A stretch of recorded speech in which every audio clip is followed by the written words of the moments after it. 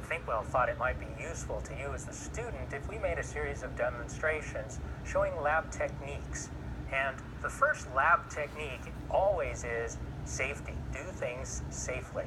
You know, in the videos that you're going to see, very often we haven't gone to the extreme of being absolutely safe. And mostly we've done that for the sake of clarity so that you could see what we were doing.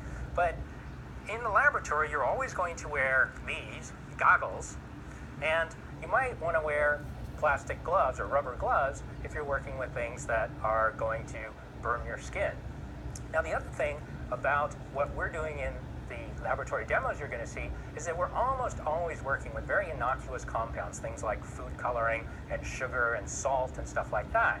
And so those things are not dangerous. But the key is that we're aware of the dangers because we're trained scientists. You're just developing as scientists, so you need to pay particular attention to think and be aware of what's going on.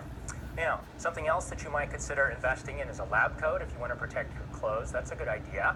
And probably you're not allowed to wear short pants. You should wear long pants, and you should wear shoes, not sandals or go barefoot or something like that. And that's for your protection, because if you spill something on your pants, on your leg, and it's your bare leg, your skin is being attacked by whatever you spilled on it. If it's your pants, you might have a few seconds to get over to rinse off that compound off of your leg. So think about wearing extra clothing, or at least, fully covering clothing and eye protection when you're working in the laboratory. Now, the other thing that you ought to think about are some safety devices and safety equipment that's available to you in the laboratory. Probably there's a fire extinguisher, and you ought to figure out where it is. Probably, or maybe there's a fire blanket, and not only should you figure out where it is, you should understand how to use it. If you catch on fire, you don't have time to think about how do you use a fire blanket. You have to know ahead of time. And then finally, two other things that are almost assuredly either in the lab or nearby.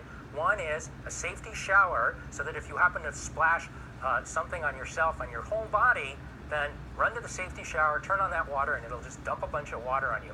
Water is the first line of defense. If you splash something on yourself, if you get something, someone else splashes something on you, you don't know what it is, but you don't know whether or not it's going to hurt you or not, just get water on it. Put your arm in the sink, splash water on your face, get into the safety shower if, absolutely extremely necessary, but, rinse it off. That's the first place to start.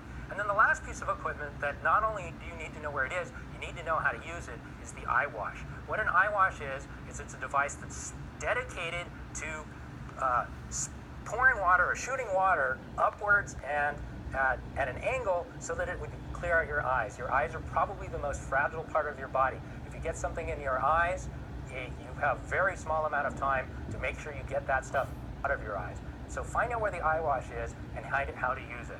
Anyway, the last thing I'd like to say is have some fun. Being in the laboratory can be a lot of fun, and it certainly can be very exciting. Not exciting in a bad, scary way, but you're going to learn some stuff. And hopefully the videos that you're going to see of the lab techniques we demonstrate, you'll find useful when you get into the laboratory yourself.